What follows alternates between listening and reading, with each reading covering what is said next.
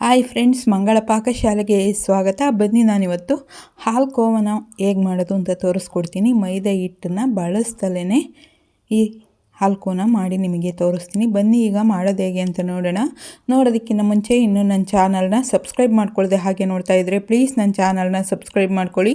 ಹೊಸ ವಿಡಿಯೋಕ್ಕೋಸ್ಕರ bell ಐಕನ್ನು click ಮಾಡಿ. ಬನ್ನಿ, ಈಗ ಮಾಡೋದು ಹೇಗೆ ಅಂತ ನೋಡೋಣ. ಮೊದಲನೇದಾಗಿ ನಾನಿಲ್ಲಿ ಒಂದು ಮಿಕ್ಸಿ ಜಾರ್ನ ತೊಗೊಂಡಿದ್ದೀನಿ.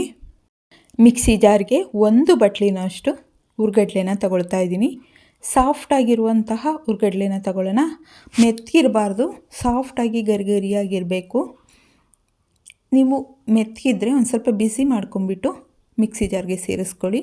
ನಾನು ಯಾವ ಬಟ್ಲಲ್ಲಿ ಕಡಲೆನ ತೊಗೊಂಡಿದ್ದೀನೋ ಹುರ್ಗಡ್ಲೆನ, ಅದೇ ಬಟ್ಲಲ್ಲಿ ಒಂದು ಬಟ್ಲು ಸಕ್ಕರೆನ ತೊಗೊಂಡಿದ್ದೀನಿ. ನಿಮಗೆ ಸ್ವೀಟ್ ಕಮ್ಮಿ ಬೇಕು ಅಂದರೆ ಅದಕ್ಕಿಂತ ಒಂದು ಮುಕ್ಕಾಲು ಭಾಗ ಸೇರಿಸ್ಕೊಳ್ಳಿ. ಸ್ವೀಟ್ ಅದಕ್ಕಿಂತ ಜಾಸ್ತಿ ಬೇಕು ಅಂದರೆ ಅದಕ್ಕಿಂತ ಒಂದು ಕಾಲು ಭಾಗ ಜಾಸ್ತಿ ಸೇರಿಸ್ಕೊಳ್ಳಿ. ನಾನು ಸೇರಿಸಿರೋದು ಕರೆಕ್ಟಾಗಿದೆ. 2 ಏಲಕ್ಕಿನ ಸೇರಿಸ್ಕೊಂಡು ನುಣ್ಣಗೆ ಪುಡಿ ಮಾಡ್ಕೊಂಡಿದ್ದೀನಿ. ಈಗ ಗ್ಯಾಸ್ ಮೇಲೆ ಬಾಣಲಿ ಇಟ್ಕೊಂಡಿದ್ದೀನಿ. ನಾನು ಯಾವ ಬಟ್ಲಲ್ಲಿ ಹುರ್ಗಡ್ಲೆ ತೊಗೊಂಡಿದ್ನೋ ಆ ಬಟ್ಲಲ್ಲಿ ಅರ್ಧ ಬಟ್ಲು ತುಪ್ಪನ ತೊಗೊಂಡಿದ್ದೀನಿ. ಕರೆಕ್ಟಾಗುತ್ತೆ. ನಾನು ಹುರ್ಗಡ್ಲೆ ಎಲ್ಲ ಒಂದೊಂದು ಬಟ್ಲು ತಗೊಂಡಿರೋದ್ರಿಂದ ಇದರಲ್ಲಿ ಅರ್ಧ ಬಟ್ಲು ತುಪ್ಪನ ತಗೊಂಡ್ರೆ ಕರೆಕ್ಟಾಗಿ ಬರುತ್ತೆ. ನಿಮಗೆ ತುಪ್ಪದ ಫ್ಲೇವರ್ ಬೇಡ ಅಂದರೆ ಎಣ್ಣೆ ಬೇಕಾದ್ರೂ ಸೇರಿಸ್ಕೊಳ್ಬೋದು. ಎಣ್ಣೆ ಸೇರಿಸ್ಕೊಂಡು ಮಾಡ್ಕೊಳ್ಬಹುದು. ಇದನ್ನು ಕರಗಿಸ್ಕೊಳ್ಬೇಕಾಗುತ್ತೆ ತುಪ್ಪನ.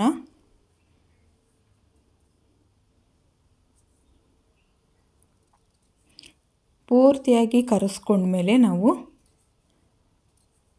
ಈಗ ಪೂರ್ತಿಯಾಗಿ ಕರಗಿದೆ. ಪೂರ್ತಿಯಾಗಿ ಕರಗಿದ ಮೇಲೆ ನಾವು ಬೆಚ್ಚಗಾದ್ಮೇಲೆ ಸ್ಟವ್ನ ಆಫ್ ಮಾಡ್ಕೊಂಬಿಡೋಣ. ಆಫ್ ಮಾಡಿಕೊಂಡು ಕೆಳಕ್ಕೆ ಇಟ್ಕೊಂಡ್ಬಿಟ್ಟು ನಾವು ಪೇಸ್ಟ್ ಮಾಡಿ ಇಟ್ಕೊಂಡಿದ್ವಲ್ಲ ಆ ಹುರ್ಗಡ್ಲೆ ಪುಡಿನ ಅದಕ್ಕೆ ಸೇರಿಸ್ಕೊಳ್ಳೋಣ. ತುಪ್ಪಕ್ಕೆ ಸಿಂಪಲ್ಲಾಗಿ ಮಾಡ್ಕೊಳ್ಬಹುದು. ಮಕ್ಕಳು ಸ್ವೀಟ್ ಕೇಳಿದಾಗ ಈ ರೀತಿ ಮಾಡ್ಕೊಳ್ಬಹುದು. ತುಂಬಾ ಇಷ್ಟಪಟ್ಟು ತಿಂತಾರೆ ಮಕ್ಕಳು ಕೂಡ. ಈಗ ಇದನ್ನು ಚೆನ್ನಾಗಿ ಮಿಕ್ಸ್ ಮಾಡ್ಕೊಂಬಿಡೋಣ. ಈ ಸ್ವೀಟ್ನ ಒಂದು 5-10 ನಿಮಿಷದಲ್ಲೇ ರೆಡಿ ಮಾಡ್ಕೊಂಬಿಡಬಹುದು. ನಾವು ಚಿಕ್ಕ ಮಕ್ಕಳಲ್ಲಿದ್ದಾಗ ಇದನ್ನು 4 ಆಣೆ 50 ಪೈಸೆ ಕೊಟ್ಬಿಟ್ಟು ತಗೊಳ್ತಾ ಇದ್ದು. ತುಂಬಾ ಚೆನ್ನಾಗಿರೋದು. ಕೆಲವೊಂದು ಜನ ಮೈದಾ ಹಿಟ್ಟಿನಲ್ಲಿ ಮಾಡ್ಕೊಳ್ತಾರೆ ಈ ರೆಸಿಪಿನ. ನಾನಿಲ್ಲಿ ಹುರ್ಗಡ್ಲೆ ಹಿಟ್ಟಿನಲ್ಲಿ ಮಾಡ್ಕೊಳ್ತಾ ಇದ್ದೀನಿ. ಮೈದಾ ಹಿಟ್ಟನ್ನ ಜಾಸ್ತಿ ಬಳಸಬಾರ್ದು ಅಂತಾರಲ್ಲ, ಹಾಗಾಗಿ ನಾನು ಹುರ್ಗಡ್ಲೆ ಹಿಟ್ಟಿನಲ್ಲಿ ಮಾಡ್ಕೊಂಡಿದ್ದೀನಿ. ಟೇಸ್ಟ್ ಅಂತೂ ತುಂಬಾ ಚೆನ್ನಾಗಿರುತ್ತೆ. ಈಗ ಇದನ್ನೆಲ್ಲ ಚೆನ್ನಾಗಿ ಈ ರೀತಿ ನಾದ್ಕೊಂಬಿಡೋಣ. ತುಪ್ಪ ಮತ್ತು ಸಕ್ಕರೆ ಹುರ್ಗಡ್ಲೆನ ಕರೆಕ್ಟ್ ಪ್ರಮಾಣದಲ್ಲಿ ಹಾಕ್ಕೊಂಡ್ರೆ ಕರೆಕ್ಟಾಗಿ ಬರುತ್ತೆ. ಈಗ ನಾನಿಲ್ಲಿ ಒಂದು ಬಾಕ್ಸಿಗೆ ಬಟರ್ ಪೇಪರ್ನ ಸೇರಿಸ್ಕೊಂಬಿಟ್ಟು ನಾನು ರೆಡಿ ಮಾಡಿ ಇಟ್ಕೊಂಡಿರೋ ಹಾಲು ಕೋವನ ಸೇರಿಸ್ಕೊಳ್ತಾ ಇದ್ದೀನಿ. ಇದನ್ನೆಲ್ಲ ಒಂದೇ ಸಮಕ್ಕೆ ಮಾಡ್ಕೊಂಬಿಡೋಣ ಈ ರೀತಿ.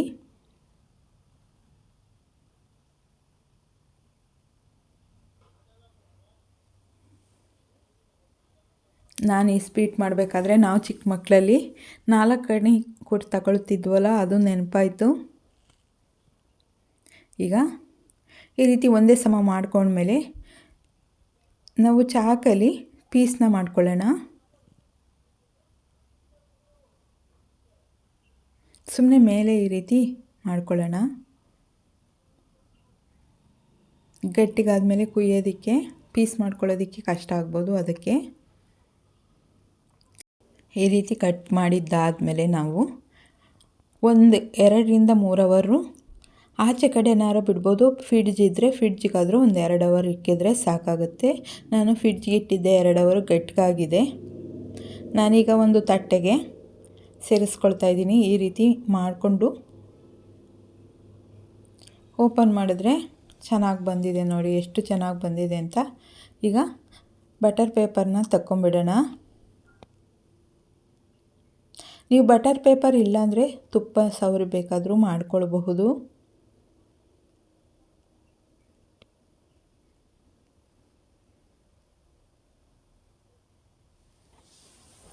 ಈ ರೀತಿ ಪೇಪರ್ನೆಲ್ಲ ತಕ್ಕೊಂಬಿಡೋಣ.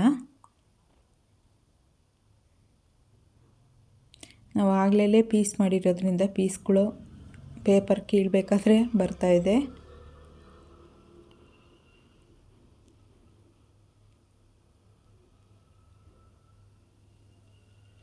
ಈಗ ಚಿಕ್ಕ ಚಿಕ್ಕ ಪೀಸ್ ಮಾಡಿ ನಿಮಗೆ ತೋರಿಸ್ತಾ ಇದ್ದೀನಿ ಎಷ್ಟು ಚೆನ್ನಾಗಿ ಬಂದಿದೆ ಅಂತ.